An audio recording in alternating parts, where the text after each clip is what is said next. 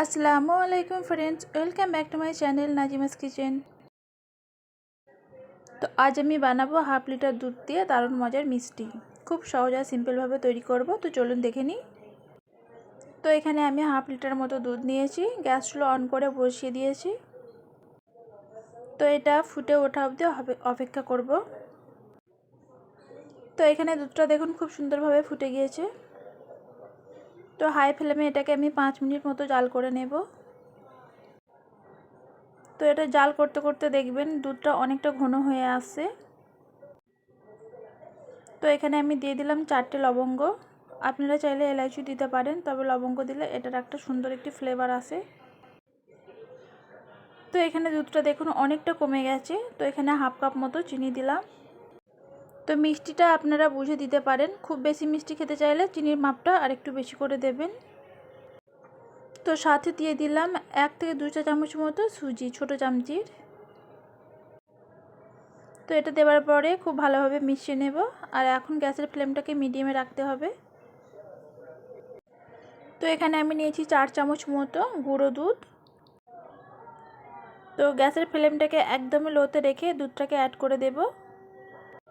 তো এই দুধটা আমি 2 বারে দিয়ে মিশিয়ে নিচ্ছি। তো আস্তে আস্তে দেখি বুঝতে পারছেন এখানে অনেকটা ঘন হয়ে গেছে দুধটা। তো এভাবে আমি নাড়তে থাকবো আর খুব ভালোভাবে নাড়তে হবে, তো না হলে নিচে লেগে যাবে। তো এটা যতক্ষণ একটা শক্ত ডো তৈরি হচ্ছে না ততক্ষণ অবধি জাল করে নেব।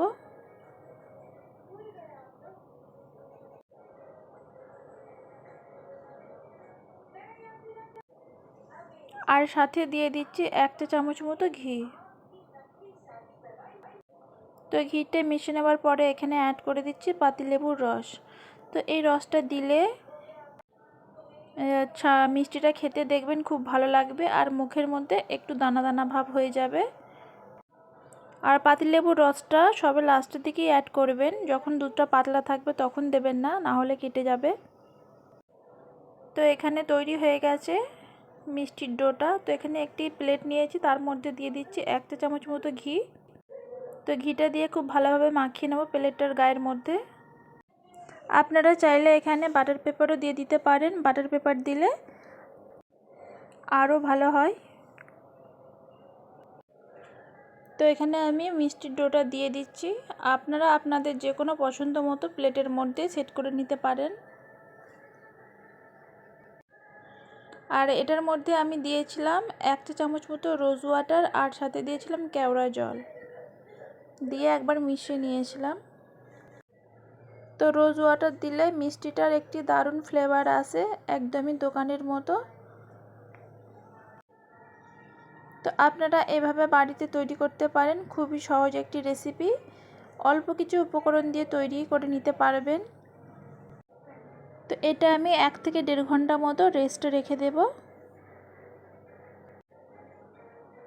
তো তারপরে দেখুন আসলাম, তো অনেকটা টেনে গেছে। তো এটা থাকলে আরও কিছুক্ষণ আরও সুন্দর হয়ে যাবে। তো এখানে আমি দিয়ে দিচ্ছি সিলভার পেপার, আপনারা চাইলে গোল্ডেন পেপারটাও দিতে পারেন। তো এভাবে আমি ডেকোরেট করে নিচ্ছি একটু দেখতে সুন্দর লাগার জন্য। তো এখানে আমি বরফি আকারে শেপ দিয়ে কেটে নেব, আপনারা আপনাদের পছন্দ মতো করে কেটে নিতে পারেন। তো মিষ্টি রেসিপিটা কেমন লেগেছে আপনাদের কাছে অবশ্যই কমেন্ট বক্সে বলবেন। যদি ভালো লেগে থাকে প্লিজ সাবস্ক্রাইব আর একটি লাইক করে দেবেন। আর পাশে থাকা বেল আইকনটি অবশ্যই প্রেস করে দেবেন, এতে করে আমার পরবর্তী ভিডিও আপনাদের কাছে নোটিফিকেশন আগে পৌঁছে যাবে।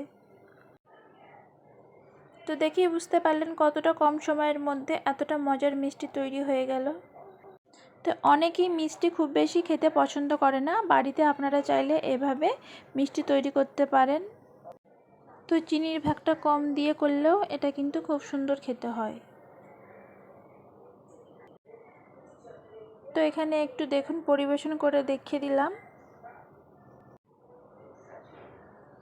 তো ভিডিওটিকে আর বেশি বড় করলাম না, এখানেই শেষ করলাম। আবারও অন্য কোনো রেসিপি নিয়ে চলে আসবো। আল্লাহ হাফিজ।